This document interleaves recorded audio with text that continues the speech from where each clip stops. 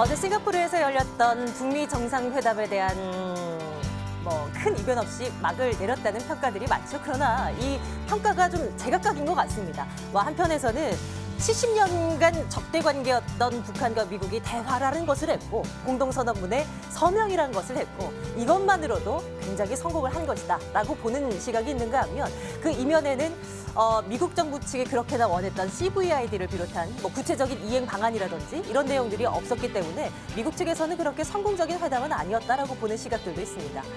이런 분분한 이 평가가 갈리는 가운데 우리 시장에 대한 평가는 어떻게 볼 수 있을까요? 한반도의 미래에 대한 이야기를 나눠보면서 주식 투자에 대한 길도 함께 찾아보도록 하겠습니다. 지금 출발하겠습니다.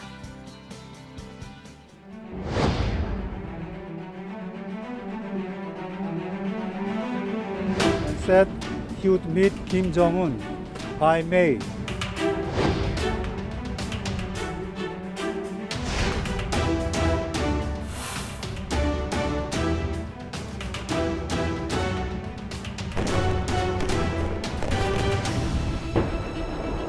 Of North Korea, I have decided to terminate the planned summit in Singapore on June 12th.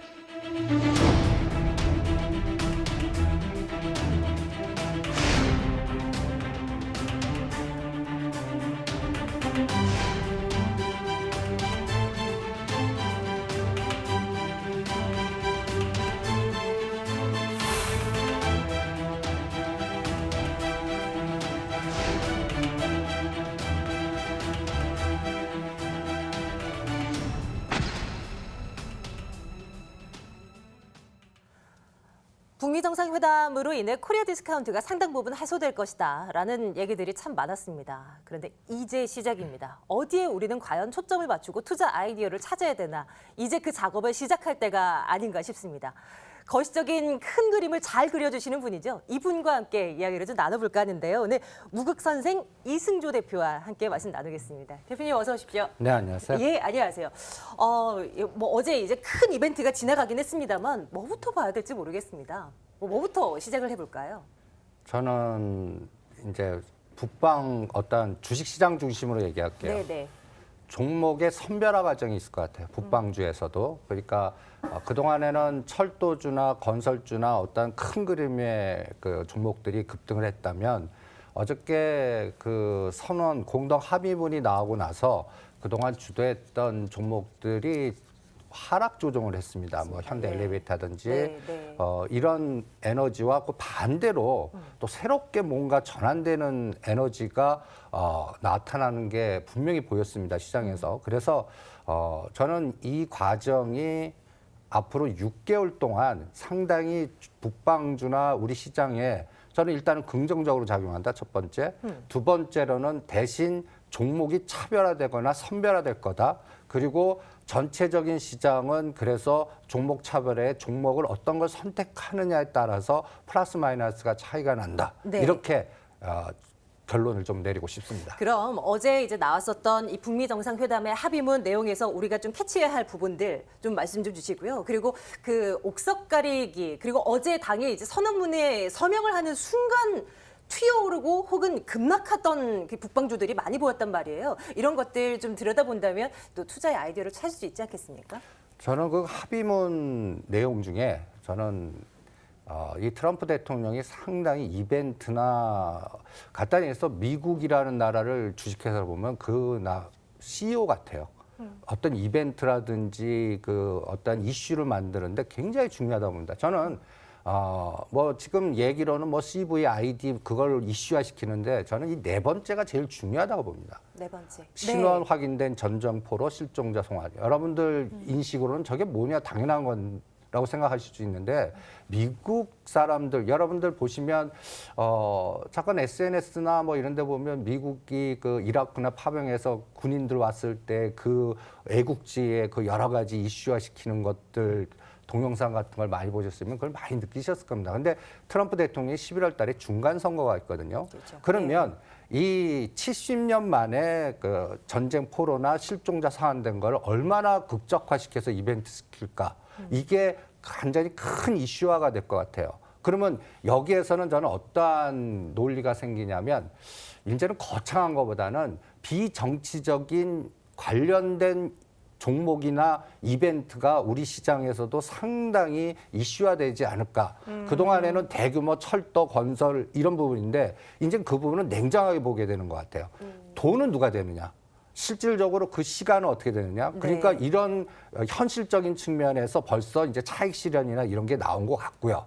그다음에 이제는 뭔가 이벤트를 관광, 그다음에 북한에서 갖고 올 수 있는 게 가장 중요한 게 노동력밖에 없을 것 같거든요. 이 노동력과 연관된 이 북한 주민들한테 갖다 해서 뭐 음식료라든지 그다음에 심지어는 녹십자가 올라요. 네. 그러면 이건 예를 들어서 거기가 굉장히 낙후할 거 아닙니까? 전염이라든지 여러 가지 이러한 부분들, 음식료, 제약, 그다음에 옛날에 우리의 사양산이었던 방직이라든지 그리고 거기에 이제 북한의 새마을 운동이라고 표현할까요? 노후화된 뭐 상수, 그다음에 산림 이런 세부적인 부분으로 내려가지 않을까. 그래서 실질적으로 제가 이걸 한번 봤습니다. 네.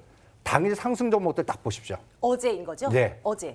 서희건설하고 퍼스텍을 제가 빨간 줄이었는데 이게 종전선에서 이제 지뢰저거가 선별적으로 나올 테니까 이것부터 먼저 시장은 급등하는 것 같고요. 그 다음에 또 이 녹십자 보시면 BGF 리테일. 그러니까 네. 이제는 이런 생각이 되는 거죠. 평양의 맥도날드 하면 우리도 평양의 편의점. 뭐 이런 연상, 백신. 이런 네. 것들, 백신, 편의점 이런 것들 그리고 또 상징적 의미로 지금 영업무역이나 롯데지주나 LG생활건강이나 일진머티리얼스 이게 저는 또 종전선언되면 지금 보면 중국 관련주가 또 치고 올라오는 걸 느끼실 수가 있을 겁니다. 2차전지라든지 롯데지주 이런 것들은 뭐냐면 이렇게 연상작용을 하는 거죠. 이제 종전선언 되고 평화협정으로 되면 중국하고도 연결돼서 그동안 예를 들어서 트럼프 대통령이 당장 하는 게 한미 군사훈련 쉬겠다, 그러니까 안 하겠다. 이 기간 동안에. 그러면 여기에서 우리가 딱 연상되는 게 사드, 롯데그룹. 이런 것들이 벌써 시장에서는 뭔가 전개되는 거 아닌가. 그러면 중국 입장에서도 그동안 우리 한알령에서 여러 가지 눌렀던 엔터테인먼트라든지 중국 사드라든지 이게 가장 중요한 게 롯데그룹하고도 연결되지 않습니까? 네. 그리고 지금 보시면 LG화학이라든지 그다음에 일진머티리얼스라든지 지금 약간 색깔이 이제 건설이나 이런 큰 그런 틀보다는 사람과 사람 간에 이루어질 수 있는 물교역이라든지 물류라든지 음식이라든지 이런 것들로 그러니까 어떤 면에서는 생활품 관련된 그래서 저는 신빵주가 이제 북한 주민 3천만이라는 주민이 새롭게 시장이 열렸을 때 형성될 수 있는 이 에너지에 관련된 종목들이 이제는 뭔가 서서히 움직이지 않을까. 네. 이렇게 시장은 벌써 그거를 스마트 투자자는 찾고 있는 거 아닌가. 이렇게 생각을 하고 있습니다. 주식시장에서의 이 대북 관련주들의 컨셉 자체가 이제 이전과는 조금은 다른 모습으로 이제 바뀌어가고 있는 모습이 확인이 되고 있는 건데요. 그동안 사실은 뭐 북한 관련 이슈가 터졌을 때는 범현대가 이런 관련 주식들이 또 튀어오르고 있었는데 또 이 최근 들어서는 그렇게 좀 꼬리를 좀 내리는 그런 모습도 나타나더라고요. 이런 부분도 그에 이제 좀 일맥상통하다라고 볼 수 있겠습니까? 그러니까 그쪽은 상상 대비 너무 상승했던 거에 대한 차익 실현과 이제는 실질적으로 비용은 누가 되나 이 세금 부분이라든지 그게 이제 그 자금의 조성 과정이 이제 현실화되는 것 같아요. 그리고 네, 네. 실질적으로 한번 보십시오. 이게 이제 현대 엘리베이터고요. 제가 의미 있는 선을 거는 10만 원, 현대건설은 6만 5천 원, 네. 그다음에 현대로템은 4만 원. 이 이후에서 지금 보시면 재료가 더 소재들이 막 나오는데도 주가를 보시면 이렇게 계속 하향 추세를 나오고 있습니다. 실질적으로 외국인들 추세 동향을 보시면 제가 박스를 거놨는데 다 파란 색깔입니다. 현대건설만 조금 다른 모습을 보여주고 있고요. 네, 건설주만 약간 다른 모습 보여주고 있고 현대엘리베이터라든지 간단히 해서 현대 아산의 가장 큰 모멘텀이 현대엘리베이터나 철도의 대장인 현대엘리베이터나 현대로템이 외국인 중심은 다 매도입니다. 그러니까 벌써 선제적으로 벌써 차익 실현 쪽으로 간 것 같고 그 다음에 중심은 아까 말한 대로 생필품이나 네, 네. 뭐 백신이나 네. 음식료나 이런 또 아니면 DMZ 지뢰제거나 이제는 또 그러면 저는 여행 관련주에서 뭐 롯데관광개발이라든지 뭐 네. 저가 비행이 지금 각종 악재라도 진에어라든지 아세아항공이라든지 이런 것들도 이제는 좀 뭐 그리고 또 금강산 관광에서 이제 비정치적인 부분이니까 이산가족 상봉이라든지 이런 부분들이 이제 서서히 단계별로 갈 테니까 네. 그리고 이제 실제 개성공단이 재가동되는 그런 거와 연결된 종목들 이런 것들이 서서히 나오지 않을까 이렇게 판단하고 있습니다. 와, 이 생각의 폭을 굉장히 이제 넓힐 필요가 있을 것 같아요. 시계열을 조금 더 앞으로 당겨볼까요? 어제 이제 북미 정상회담뿐만이 아니라 앞서서 4월에 진행됐었던 뭐 우리와 북한 간의 이 정상회담 그리고 그로 인해서 나왔었던 판문점 선언 그 내용과도 좀 연결고리를 지을 수 있지 않을까 싶은데 조금 더 폭 넓게 봐주신다면요. 그러니까 지금 보면 4.27 판문점 선언에서 일단 철도라는 단어하고 그 도로다는 이런 그 부분이 나왔습니다. 네. 그 여기 보시면 딱 남북관계 개선에서 14 공동 선언에 합의된 철도 도로 연결 이런 단어가 벌써 이슈화 돼 갖고 벌써 하나의 에너지가 이미 실현된 것 같아요. 예. 그러면 실제 그게 어떻게 됐냐 할 때 제가 그러면 4월 27일 대비 코스피 코스닥에서 상승률 상위 종목들을 한번 뽑아봤습니다. 시장한테 물어보는 거거든요. 네네. 일단 4월 27일이라면 얼마 안 됐어요. 그죠? 2달 전인데 현대로템이 125,000원대 이거 더블이 이제 갖고 벌써 와. 떨어지는 거예요. 78%입니다. 현대건설 38%, LG노텍 이런 종목들 보시면 벌써 철도주의 대장주는 더블까지 갔다가 지금 조정 중에 있고요. 그다음에 코스닥 쪽 보시죠. 이거 떨어진 쪽입니다. 네, 네. 오히려 한세실업, 현대글로비스 이런 바이오주하고요. 그다음에 한세실업. 저는 오히려 한세실업이나 전방이나 방직 이제 노동력 때문에 베트남 간 거 아닙니까? 오히려 이제 반대적 시각으로 북한에서는 노동력이 가장 최고의 에너지라고 보거든요. 그러니까 이런 것들이 이제 반대로 올라오는지 이제 방직 회사나 한세실업 갖고도 한번 접근해 보시고요. 그다음에 코스닥에서 1등이 또 철도입니다. 대ITI 125% 나올랐어요. 등락률 와.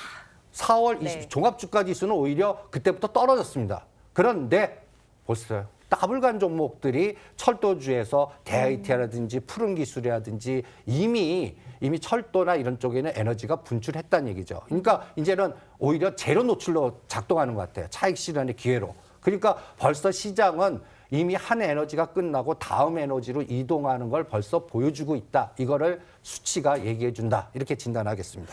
우리 뭐 요즘 주식시장 큰 그림 그릴 때 지수는 별로 못 가고 종목별 장세가 활발하게 이루어지고 있다는 말씀 많이 드리잖아요. 남북경협주, 이 북방주 가운데서도 종목별 장세가 계속해서 이 순환에서 빠르게 좀 뭔가 바뀌고 가고 있는 그런 모습이 확인됩니다.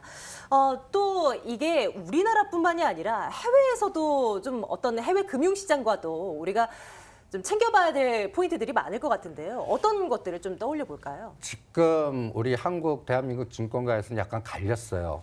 이 부분에서. 그러니까 글로벌 그 이머징 마켓이나 지금 뭐 해외 보면 심지어는 우리보다 선진국이라 이태리가 그냥 붕괴하거나 뭐 여러 가지 정치적 리스크나 이런 변동성이 나오는데 실질적으로 우리나라 시장 보면 이런 남북 관계 개선의 컨트리 리스크 때문에 오히려 안전자산 선호 현상이 이상하게 나오고 있습니다. 우리나라 3년짜리 국고채나 10년짜리 국고채 보면. 네. 지금 이머징 마켓의 브라질이나 다른 나라들의 채권은 굉장히 부러지고 있거든요. 급락이. 근데 오히려 우리나라의 국고채는 오히려 외국인 매수세가 오히려 들어오고 있어요.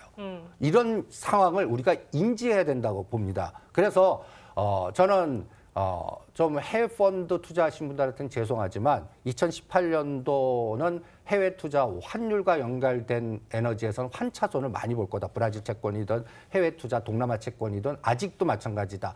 지금 보시면 원달러 동향의 움직임이 보세요. 지금 보시면 다른 이머징 국가는 지금 반대로 이머징 국가의 리스크는 우리나라는 지금 1,150원에 1,200원 수준에 와 있어야 됩니다. 네. 근데 지금 보시면 1,050원과 1,080원에 갇혀 있거든요. 그다음에 또 제가 가장 중요하게 보는 게 3년짜리 국고채입니다. 지금 보시면 금년도 2월 달에 2.3, 이때 또 2.3 이게 돌파해갖고 이때가 이제 미국이 금리 인상 또 10년짜리 국채 3% 넘어가서 노이즈가 많을 때인데 오히려 우하향 이게 수익률이 우하향인다는 거는 채권 가격이 올라가서 매수세가 들어오고 있다는 얘기입니다. 우리나라만 그래. 그런데 다른 나라 한번 비교해 볼까요? 네. 이거를 딱딱 보시죠. 이제 10년짜리 국고채가 이제 고점 찍고 떨어졌다. 이 10년짜리 국고채도 오히려 안전자산 선호 현상으로 이제 3% 넘은 다음에 오히려 매수세가 들어오고 있는 형태를 보여주는 겁니다. 이게 더 치고 나가면 리스크인데 그리고 다른 나라 보죠. 이탈리아 보십시오. 5월 초만 해도 1.7이에요. 근데 이게 3.1까지 이 정도 에너지라면 이 이태리에 그 채권 투자하신 분들은 거의 부러졌다는 얘기입니다. 투매를 그리고 한국 10년째입니다. 오히려 미국보다 낮습니다. 2.7. 그다음에 중국 이렇게 하나씩 보시죠. 그래서 제가 여기서 결론은 네. 앞으로 시장은 중국이 3천만 부러지지 않으면 우리나라, 중국 이런 동북 아시아 쪽에서는 특화돼 갖고 이 남북 관계나 이런 정치적인 큰 흐름의 이벤트가 정치적 이벤트로 끝나는 게 아니라 환율 부분에서 전 세계적인 포트폴리오 재편 현상에서 어떤 면에서는 좀 이쪽으로 모이는 그러한 특화된 하나의 차별화된 시장이 전개되지 않을까 이렇게 판단하고 있습니다. 그래서 네. 이 부분을 잘 추적. 제가 틀리려고 그러면 아까 이제 환율이 1,100원을 돌파하거나 3년짜리 국고채가 3.0을 치고 나가면 우리도 엑시트 전략이 나온 거예요. 그런데 그런 현상만 안 나오면 네네. 우리 내부가 오히려 더 안전자산 현상의 종목 차별화가 더 해외 펀드 투자하는 것보다 낫다. 이렇게 네. 진단해 드리겠습니다. 그런 전제 조건들이 좀 받쳐준다면 우리 시장 그래도 나쁘지 않겠다는 생각이 이제 들죠? 조금 더 아이디어를 주십시오. 또 어떤 것들을 염두에 두면 되겠습니까? 그래서 저는 이머징 마켓은 계속 벌어질 것 같아요. 베트남이라. 그러니까 이런 아이디어죠. 이제 노동력 때문에 중국 갔다가 베트남 가고 동남아 간 저는 리시오 전략이 나올 것 같아요. 오히려. 거기에서 옛날에 사양산업이라고 했던 방직회사, 네. 아까 한세실업 네, 네. 이런 것들이 노동력을 이용해서 이제 새로운 에너지가 나올 거고 개성공단이 재가동되면 확산이 될 것 같아요. 저는 뭐 제2의 개성공단에서 파주 뭐 이것보다는 기존에 있는 걸 더 확산하면서 거기서 에너지가 증가하고 이제는 그동안엔 중소기업만 들어갔거든요. 이제는 대그룹도 같이 이제 진행되는 그런 상황이 나오지 않을까. 그래서 이제 그 3천만 대상의 우리나라의 대기업의 그 음식 관련된 네. 대장 CJ 제일제당이거든요. 그러니까 그런 회사들 LG생활건강, 화장품, CJ 제일제당 이런 아이디어들을 이제는 북방 관련주로 신북방 관련주로 제가 표현하겠습니다. 옛날에는 뭐 현대 엘리베이터니 아산재단이니 건설이니 이런 것들을 추측을 했다면 이제는 3천만 새로운 고객이 생기는데 이 고객에 먼저 그 사람들이 돈이 없거든요. 그럼 노동력을 먼저 하거나 먼저 국가가 그거를 무상으로 주면서 기업들한테 사서 할 때 거기서 수익을 창출할 수 있는 가능성이 있는 기업들. 오히려 이런 것들을 먼저 찾아내는 게 하나의 네. 아이디어가 아닌가 이렇게 판단하겠습니다. 네, 투자에 대한 답이 어느 정도 이제 잡히고 있는 것 같습니다. 철도건설, 시멘트 그동안 뭐 대북 관련주로서 한동안 유행이었죠. 뭐 이거 뭐 묻지마 상한가를 기록해버리는 종목들도 숱했고요. 하지만 이제 유행이 바뀌어가고 있습니다. 당장 인도적인 지원이 나올 것으로 보이는 뭐 의료나 뭐 바이오 쪽. 바이오 얘기 나와서 말인데요, 대표님. 바이오 쪽도 좀 살펴주십시오. 이것도 이제 뭐 신북방주로 좀 분류를 해도 괜찮은 건가요? 먼저 아까 녹십자라든지 예. 백신이라든지 네네네. 말라리아라든지 이런 부분들. 그러니까 어떤 면에서는 후진국 때 가장 많이 후진국병이라고 하는 결핵 뭐 이런 거 네네. 관련된 제약사들이 이제 하나의 북방주로 전개가 될 것 같고요. 네네. 그다음에 우리나라의 북방주 신제약주는 되지만 아직도 바이오에서는 단 하나 큰 에너지의 걸림돌이 하나 있습니다. 삼성 바이오로직스. 바이오로직스. 예. 이 부분의 리스크가 제거돼야 됩니다.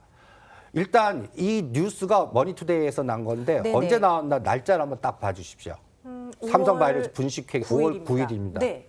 5월 9일 동안에 대장주 하면 우리가 삼성 바이오로직스, 셀트리온 헬스케어 아닙니까? 주가를 한번 보시죠. 바이오로직스가 제가 동그라미인 게 5월 초입니다.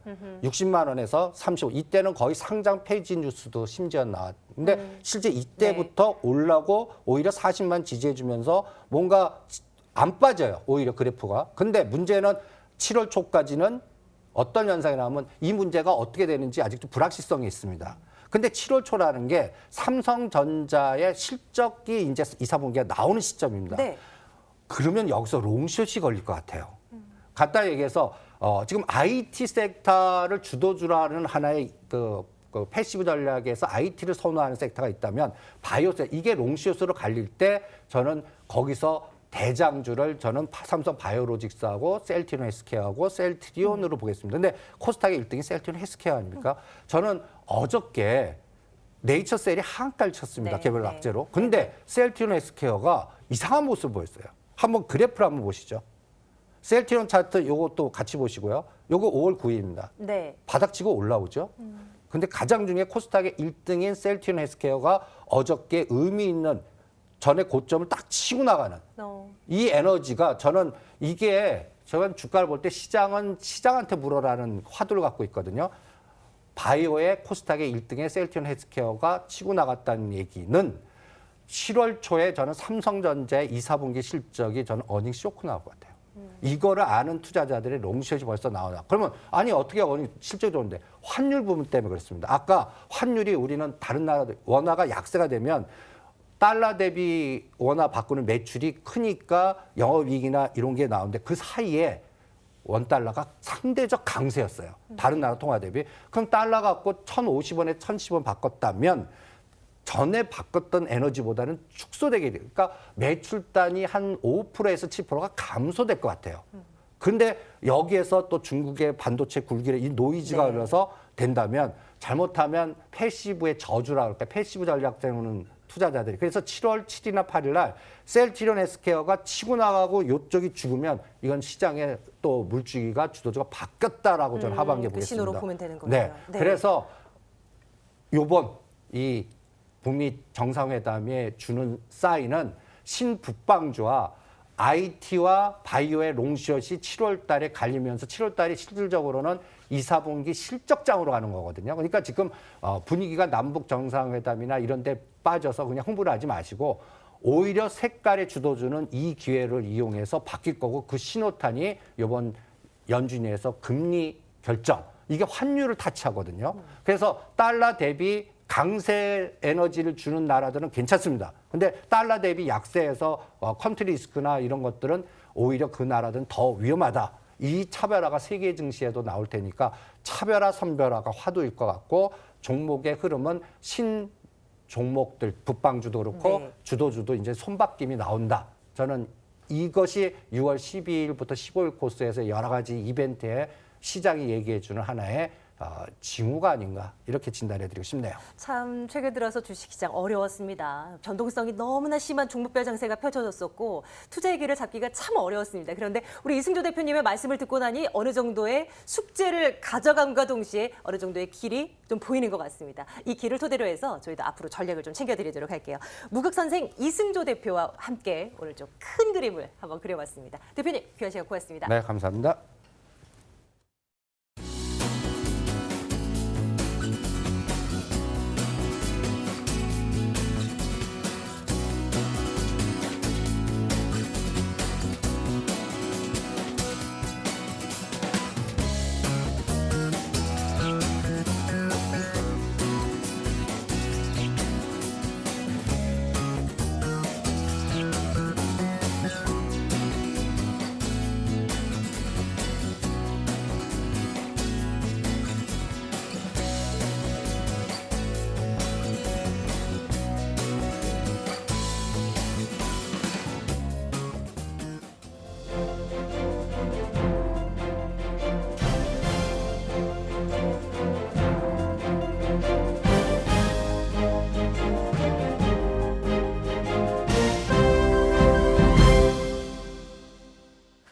정말 이 북미 정상회담의 순풍을 타고 우리나라 증시가 좀 날아오를 수 있을까요? 다양한 전문가들의 시각을 챙겨 듣고 있습니다. 이제는 증권가로 가보겠습니다.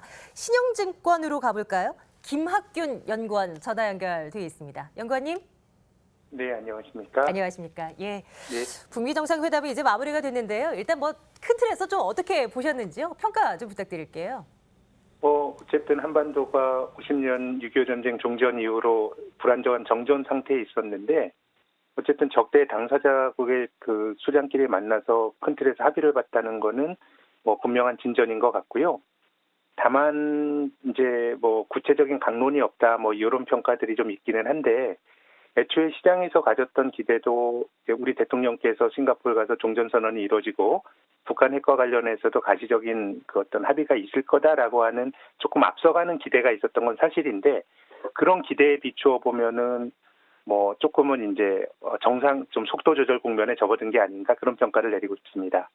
앞으로도 이 북한과 관련된 이 주식시장에서의 이 투자 전략은 계속 가지고 가야 되는 것임에는 분명해진 것 같은데 이제 문제가 계속해서 시장에서는 옥석 가리기를 하라라는 말을 참 많이 듣게 된단 말이에요. 앞서서도 이승주 대표와 함께 간단히 이야기를 좀 나누고 왔는데요. 연구원님 생각하시기에는 이 남북 경협주의 옥석 가리기 어떤 쪽에 좀 초점을 맞춰야 된다고 보십니까? 글쎄요, 지금은 뭐 기대감으로 주가가 많이 올랐는데 상당히 오히려 이제 그 북미 정상회담 이후에는 속도가 정상으로 이제 회귀하는 국면인 것 같아요. 과거에 핵과 관련한 미국의 적대국과 미국과의 협상 과정을 보면 리비아가 협상 시작하고 한 9개월 정도 지나고 나서 이제 핵 폐기가 결정이 됐고요. 이란의 경우에는 한 2년 정도가 걸렸습니다.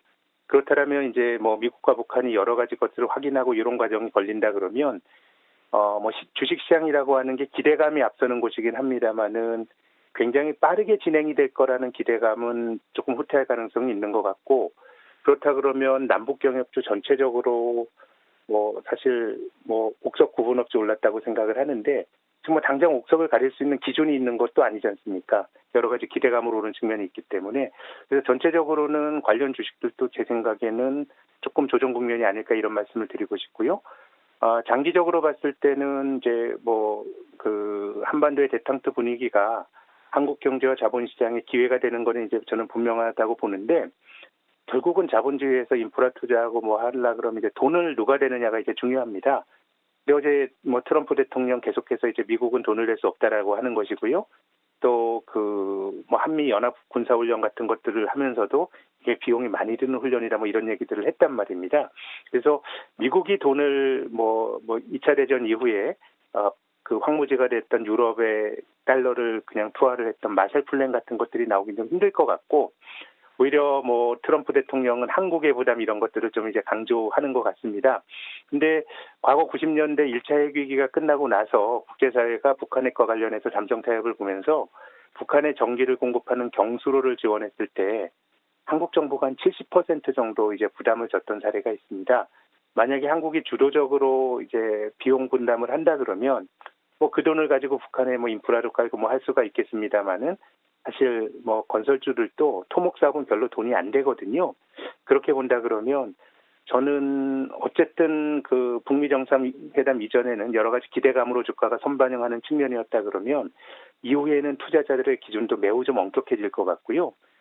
자연히 시장의 힘으로 조금 이제 옥석 가리기가 구분이 될 텐데 전체적으로는 조금 막연하게 오른 측면이 있기 때문에 조정을 받을 여지가 좀 큰 게 아닌가 생각이 드네요. 북미 정상회담 말고도 사실 우리가 챙겨야 할 이벤트들도 굉장히 많잖아요, 연구원님. 당장 이번 네. 주만 하더라도 FMC, ECB, 코스피 200 정기 변경 이런 이슈들도 잡혀 있는 상황이고요. 이런 것들 투자 전략을 어떻게 짜야 할지 당최 모르겠는데 좀 기를 주시겠습니까? 조금 경기는 둔화되는 국면일 것 같습니다. 글로벌 경기가 2016년 2분기부터 지금까지 올라오고 있는데요. 24개월 확장입니다. 근데 이제 90년대 이후로 30년 사이클을 보게 되면 24개월 이상 확장이 됐던 사례가 2007년 중국 경기 한창 좋을 때 25개월 확장이 있고요. 지금은 이제 그에 버금가는 확장세가 진행이 됐기 때문에 전체적으로 한 앞으로 서너 달 놓고 본다 그러면 경제 지표들은 둔화가 될 여지가 좀 있다고 생각이 되고요. 경기가 둔화되는 국면에서는 일반적으로 성장주들이 좀 좋은 경우가 많습니다. 이제 경기가 좀 둔화가 되면 개별 기업이나 산업의 경우도 성장이 나오기가 어렵거든요. 근데 그 과정에서 몇몇 기업이 실적으로 어떤 성장을 보여주든가 아니면 바이오 같은 주식은 기대감으로 이제 성장의 컨셉으로 묶인다 그러면 상대적으로 경기가 둔화되는 국면에서는 성장주들이 나으니까요. 제 생각에는 코스피보다 좀 코스닥 쪽에 기회가 있을 것 같고 경기 민감한 대형주보다는 좀 중소형 성장주들이 좀 초과 수익을 내는 흐름이 앞으로 몇 달간 전개가 되지 않을까 싶습니다. 네, 말씀해 주신 내용 토대로 해서 또 세부적인 전략들을 또 추후 코너에서 또 살펴보도록 하겠습니다. 신영증권 김학균 연구원과 함께 이야기 나눠봤습니다. 연구원님 말씀 고맙습니다. 네, 감사합니다. 좋습니다. 네, 이제는 종목에 대한 그래서 뭐라는 궁금증이 생기실 것 같습니다. 큰 그림을 그려보고 왔고요. 두 분과 함께 종목에 대한 이야기를 좀 나눠보도록 하겠습니다. 한국투자증권 아니언스 김성훈 팀장, 그레이투자클럽 최영동 팀장과 함께 이야기 나눠보겠습니다. 두 분 어서 오십시오. 예, 안녕하세요. 안녕하세요. 예, 두 분 뭐 투표는 하고 오셨습니까? 아직입니까? 예. 좀 신중하게 생각하려고요. 예. 예, 신중하게 저희 이제 방송을 하고 이제 추후에 저희도 한번 투표에 임해 보도록 하겠습니다. 좋습니다. 북미 정상회담 이 두 분께도 좀 말씀을 좀 들어볼까요? 뭐 어떻게 좀 보고 오셨는지요, 팀장님? 예. 일단은 뭐 저는 개인적으로 국민 한 사람으로서는 상당히 기분 좋게 좀 본 이벤트였다라고 말씀 좀 드리고 싶고요. 또 주식을 하는 입장에서 업으로 좀 돌아와서 보게 되면은 네네. 일단은 개인적으로는 올 한 해 남북 관계 개선 그리고 이제 북미 관계 개선에 따라서 상당 부분 좀 투자 기회를 좀 많이 찾아볼 수 있겠구나라는 쪽으로 좀 생각을 좀 해봤습니다. 수익을 낼 만한 아이디어들이 많이 찾아볼 수 있겠다. 그렇죠. 뭐 이런 그동안에 거죠. 뭐 예. 시장에서 상당히 좀 대외 변수에 좀 많이 치우치는 시장이었잖아요. 뭐 그럼에도 불구하고 국내에서 이러한 이벤트들 그리고 이제 여러 가지 경색 구간들 자체를 좀 많이 해소할 수 있는 이벤트들이 좀 있는 상황들이기 때문에 네네네. 투자자 입장에서는 상당히 좀 고무적인 분위기로 좀 흘러가고 어허, 있다라고 생각을 좀 가지고 좋습니다. 있습니다. 예, 좋습니다. 김성훈 팀장께서도 그런 좀 모습이 보입니까? 어떻게 보셨어요? 뭐 같은 이제 의견인데 저희가 주식 투자 시장에서 선택할 수 있는 섹터가 그래도 좀 많아질 수 있다는 긍정적인 역할을 우리 그 북미회담이 좀 많이 도와주지 않았나 그렇게 생각이 되고 있습니다. 좋습니다. 뭐 사실 이제 다양한 전문가님들과 말씀을 나누고 있다 보면 이제 남북 경협주, 대북 관련주들이 정말 무궁무진한 것이 되어버린 것 같습니다. 우리 주식시장 내에 있는 상장되어 있는 상당수의 종목들이 모두 대북 관련주가 되어버린 느낌인데요. 옥석을 한번 가려보도록 하겠습니다. 저희가 남북경협이라는 이 네 글자를 토대로 해서 하나씩 한번 카드를 뒤집으면서 이 종목을 한번 확인해 볼까 하거든요. 화면 보시고 하나씩 열어보도록 하겠습니다. 먼저 남을 열어볼까요? 남 열어보겠습니다. 김정은은 핵 대신 카지노라고 이거 김 대표님께서 가지고 오신 이야기인가요? 네, 제가 이제 갖고 나왔는데 사실 오늘 이제 그 작가님께서 좀 김정은 코스프레를 좀 의상을 이제 부탁을 했는데 지금 사진을 보니까 그냥 평양 주민 같은 느낌이네요. 네, 사진을 보니까 그래서 주민의 입장에서 한번 제가 말씀을 드려보도록 하겠습니다. 네. 제가 사실 카지노 하면은 우리 여러분들이 생각하시기에 가장 먼저 떠오르는 곳이 그 마카오 아니겠습니까? 네, 그렇죠. 그죠? 우리 뭐 사실 우리나라 우리 국민들도 마카오 여행객들이 굉장히 최근 들어서 관광객들이 많아졌는데 아까도 말씀드렸듯이 카지노가 지금 비즈니스 관광 엔터테인먼트와 함께하는 복합 리조트로 발돋움하는 트렌드를 개화기를 맞이했다라고 생각이 되는데 중국이 오는 7월이죠. 마카오와 이 홍콩, 주하이, 중국 주하이를 잇는 대교 개통을 준비 중이라고 합니다. 그래서 그러한 그 시너지와 함께 최근 들어서 마카오 카지노 같은 경우가 이 VIP 시장에서 매스 고객 시장으로 이제 중심으로 옮겨가는 그런 변화를 맞고 있습니다. 거기에 따라서 수혜를 보는 업종은 사실 모니터 관련 업종이죠. 카지노에서. 모니터. 그냥 우리 국내에 있는 카지노주들이 아닌 거죠. 국내에 있는 카지노도 당연히 수혜를 얻을 수가 있을 것 같아요. 시장이 이제 커지면서. 말하자면은 저희가 테이블 게임보다 머신을 많이 한다는 거죠. 이제 매스 고객 중심으로 가면서. 그래서 거기에 관련된 우리 업종으로 제가 이제 코텍이라는 모니터 관련 이제 업종을 제가 이제 종목을 선택을 했는데 네. 코텍의 경우는 최근 들어서의 1분기 실적도 사상 최대를 기록했고요. 그리고 북한의 원산 카지노 요청을 김정은 이 국무위원장이 이제 그 요청이 담겨져 있다는 소식을 필두로 해서 관련주들 뭐 GKI라든가 그다음에 토비스 관련 모니터 업종인 토비스 그리고 아까 말씀드렸던 제가 오늘 핵심으로 들고 나온 코텍의 주가의 흐름도 굉장히 좋아질 것이라는 기대감을 갖고 있고요. 뭐 일단 카지노 부분에서의 매출액 같은 경우는 한 400억 원 그리고 우리가 두 번째로 사업부로는 전자칠판 사업부가 있습니다. 그래서 거기 쪽으로는 240억 원 매출을 올리고 있는데 약 이제 우리가 모니터 하면은 우리가 TV 시장에서도 공면 디스플레이라고 우리가 아실 거예요. 커브드라는. 근데 카지노 시장에서도 이런 커브드 모니터 교체 수요가 굉장히 많다고 하네요. 그래서 전년 동기 대비해서 올해 예상으로는 한 28% 정도 성장축을 이제 기록할 것이라고 얘기가 되고 있고요. 그리고 2017년에 이 커브드 모니터가 약 2개 모델로 시작을 했는데 네. 올해부터는 14개 모델로 늘어난다는 아주 긍정적인 소식도 알려드렸고요.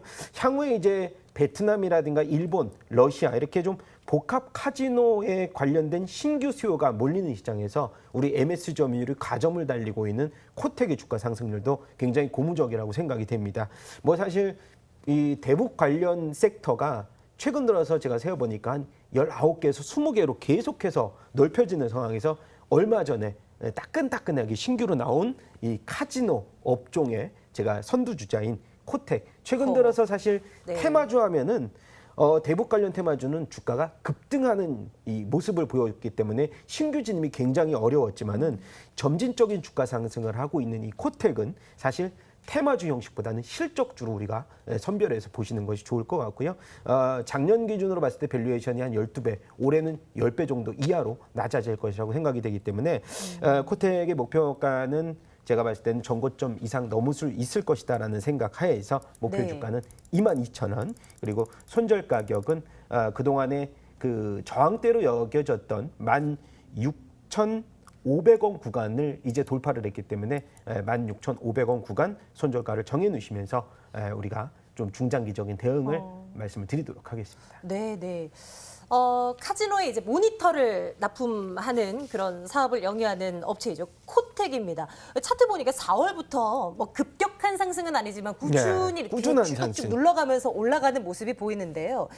22,000원까지. 그리고 지금 가격대에서도 매수 진입 당연히 가능하다는 가능하죠. 거죠. 예, 진입하셔야 됩니다. 그렇습니다. 진입을 해야 한다는 그 김정은 위원장이 사실 이제 카지노 사업에 굉장한 심혈을 기울이고 있다라는 뭐 얘기들도 그동안 많이 들어왔었잖아요. 단순히 국내 카지노업을 영위하고 있는 파라다이스, GKL 뭐 등등에서 볼 것들도 많지만 코텍을 한번 주목해보는 것도 한 가지 대안이 될 것 같다라는 말씀 한번 들어봅니다.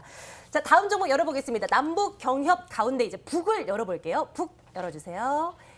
인프라 구축의 시작과 끝이라. 예, 최영동 팀장님께서 이 관련한 종목을 하나 가지고 오신 걸로 알고 있는데요. 예. 김 팀장님 뭐게요? 뭘까요? 인프라. 제 것만 다음 거 제 것만 생각해가지고. 죄송해요. 네네. 예, 예. 제 거에 너무 집중했나 봐요. 쉬십시오. 네, 죄송합니다. 예, 최영동 예. 팀장님, 예. 그래서 어떤 종목을 보면 됩니까? 시작부터 끝까지 함께 갈 종목이다? 뭐 이렇게 생각하면 되는 건가요? 예, 그렇습니다. 일단은 뭐 기본적으로 북한의 문호가 개방이 되고 개방이 된다라고 하게 되면은 가장 먼저 떠오르는 부분들이 뭐 물론 이제 경제 발전 쪽에서 보게 되면은 SOC 투자 쪽이라고 보시면 좋을 것 같아요. 예. 뭐 그렇다고 하게 되면은 뭐 여러 가지 산업 구간들이 좀 있겠죠. 뭐 건설 기계라든지 뭐 여러 가지 뭐 기본적으로 좀 필요한 부분들이 좀 많은데 일단은 뭐 철근에 대한 수요 자체는 상당히 좀 커질 수밖에 없지 않겠느냐라는 부분들일 것 같아요. 뭐 그런 측면에서 보시게 되면 뭐 앞서서 우리 팀장님께서 말씀하셨던 코텍이라는 부분들은 좀 협소한 부분의 사업이다라고 하게 되면 이 현대제철 같은 경우는 사실은 처음과 끝을 담당할 만한 아하. 기업이 아닌가라는 네, 생각을 좀 가져볼 수가 네. 있을 것 같아요. 그리고 좀 단기적인 시각보다는 좀 중기적인, 장기적인 네. 관점을 가지고 지금서부터 현대제철에 대해서 좀 관심을 좀 가져보신다라고 네. 하게 되면은 괜찮을 것 올 같다. 하반기까지는 좀 탄탄하게, 좀 네. 안정적으로 좀 수익을 좀 끌고 갈 수 있지 않겠느냐 말씀을 드릴 수가 있을 것 같아요. 코텍처럼 협소하게 생각한 아이디어가 아니다. 이거는 예, 그렇습니다. 현대제철 대북 지원 사업 또 경협주로서의 정말 광범위한 시장에서 끝까지 함께 갈 종목이다라고 말씀 주셨는데 조금 더 풀어주시죠. 예, 그렇습니다. 일단은 첫 번째로는 이제 현재 북한이 남아있는 개발도상국의 저는 최정점이라고 볼 수 있거든요. 뭐 그렇다고 되면 이제 베트남 부분들을 좀 고민 안 해볼 수가 없을 것 같은데 일단은 베트남이 1996년 미국과 수교 이후에 2016년도까지 철강에 대한 수요 자체가 34배가 증가가 됐습니다. 뭐 그만큼 점진적으로 개발이 진행되면 진행될수록 철강 산업, 기초 소재에 대한 수요 자체는 상당히 좀 커질 수밖에 없다라는 네, 거 네. 고민을 좀 해보셔야 되지 않겠느냐라는 말씀드릴 수가 있을 것 같고요.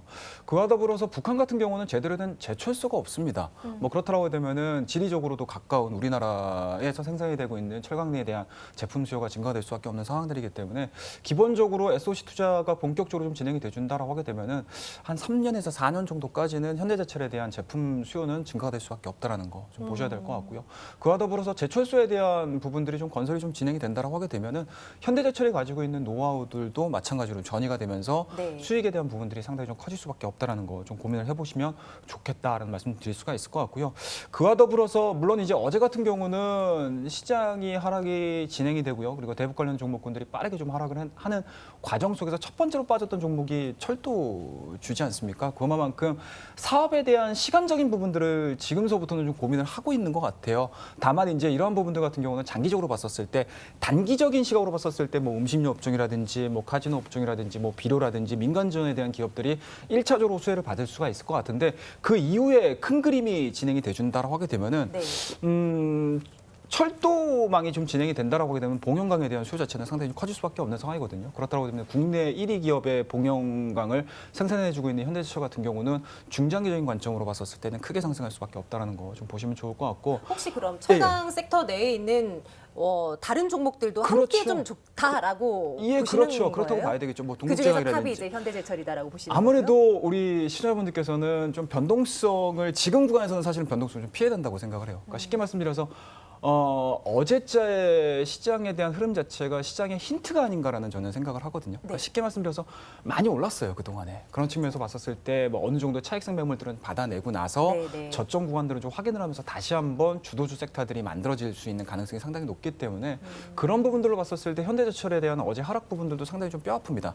하지만 이러한 부분들이 일시적으로 주가가 드디어 기대감들이 다 사라지는 게 아니야라는 개념보다는 오히려 조금 더 중장기적인 관점으로 봤었을 때 좀 싸게 살 수 있는, 저렴하게 살 수 있는 타이밍들을 좀 잴 수 있는 구간이지 않겠느냐는 말씀드릴 수가 있을 것 같고요. 그와 더불어서 현대제철이 1분기, 2분기 실적이 별로 안 좋습니다.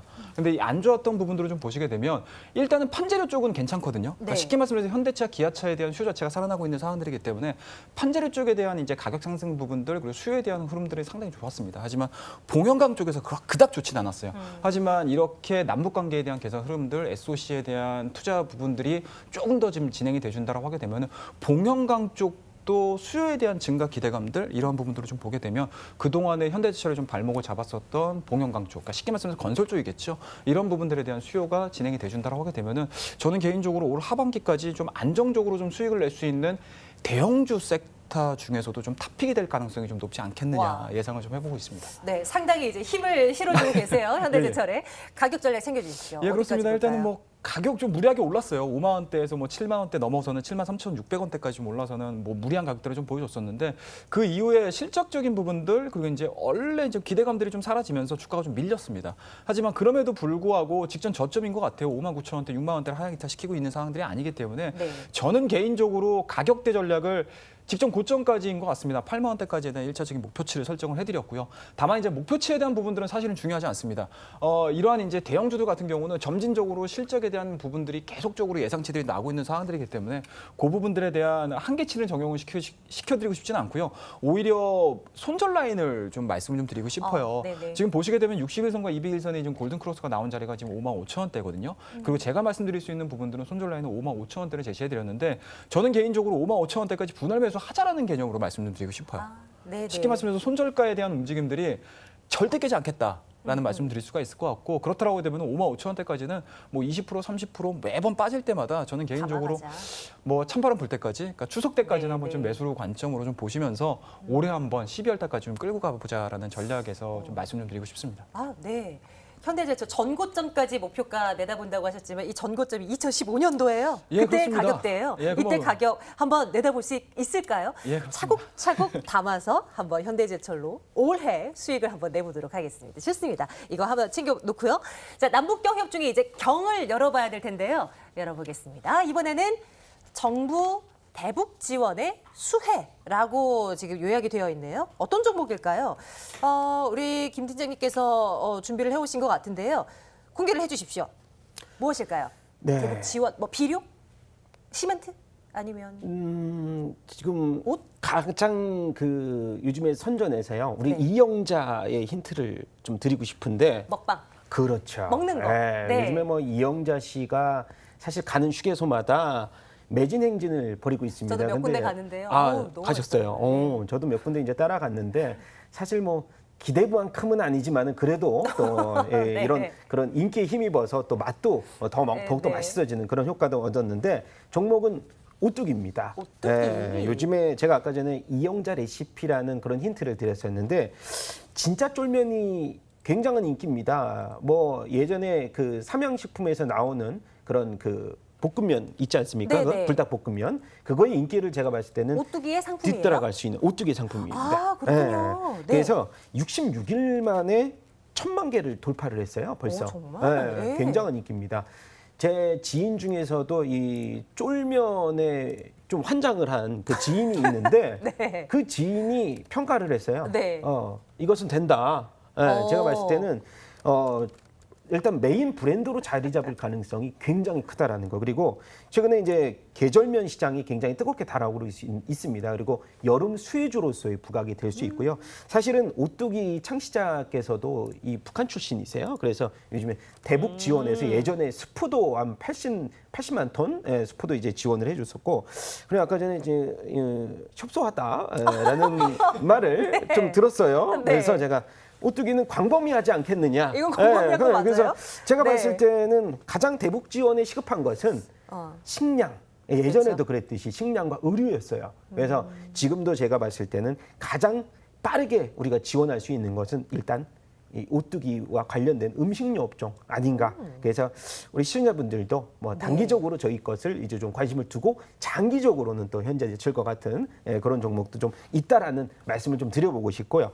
이 음식료주의 급등에 최근 들어서의 편입을 한 오뚜기인데 2분기 우리 식료품 업체들에 대해서는 영업이익이 약 9,500억 원 예상을 하면서 전년 동기 대비해서 한 26%, 뭐 사실상은 가장 대장주는 오리온이라는 종목도 있고요. 그다음에 뭐 농심, 우리가 아까 말씀드렸던 오뚜기, 대상까지 이렇게 큰 틀로 봤을 때는 음식료 업종들이 최근 들어서 대북 관련 수혜주로 이렇게 묶이면서 개화기를 맞았다라고 보실 수가 있을 것 같은데 가장 크게는 중국 소비주 관련돼서의 환한령 해제가 또 핵심으로 보입니다. 뭐 얼마 전에 중국 마트에서 우리가 봤더니 메인 부스가 있어요. 거기서 우리나라 그 식음료품의 이 96개 제품을 제한했다가 얼마 전에 풀었다는 희소식도 보였기 때문에 관련 주로서도 우리 중국 관련 주로서도 수혜를 얻을 수 있다. 저는 그렇게 생각이 되고요. 가격 소개해 주십시오. 목표 주가는 제가 봤을 때는 전에 예전 고점이었던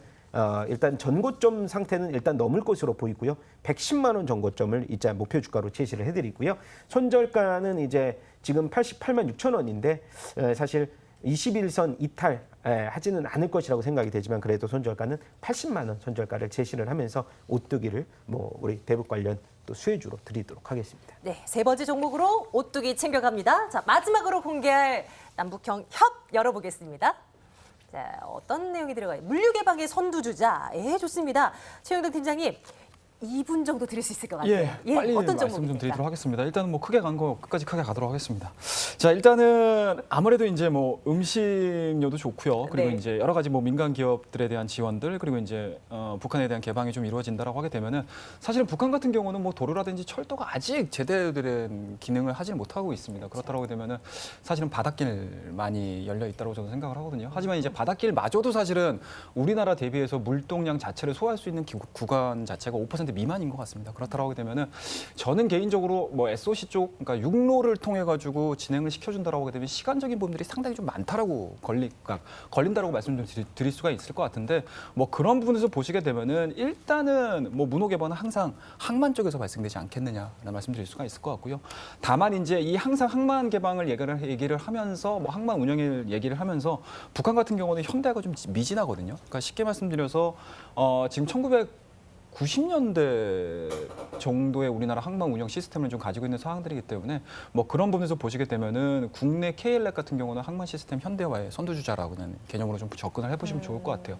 물론 이제 동사 같은 경우는 2018년도 1월달, 2월달에 상당히 좀 크게 올랐습니다. 그리고 최근 들어서도 4월달, 5월달에 다소 지금 이제 대북주로 좀 편입이 이루어지면서 올라갈 수 있는 부분들을 좀 보여주고 있는데 오늘 같은 경우는 그러니까 어제 같은 경우, 그러니까 최근 들어서 뭐 이렇다 할 힘을 만들어내주고 있지 못하는 상황인데요. 뭐 그런 부분을 봤었을 때 뭐 중기적인 관점으로 봤었을 때 뭐 지금 자리에서는 충분히 좀 매력적이지 않겠느냐 말씀드릴 수가 있을 것 같습니다. 가격대는 어디까지? 일단은 뭐 가격대는 간단하게 말씀 좀 드리도록 하겠습니다. 일단은 뭐 직전 고점 자체를 무시할 수는 없는 상황이기 때문에요. 일단은 직전 고점을 한 200원 정도 넘어서는 한 6,000원 정도 제시해드리고요.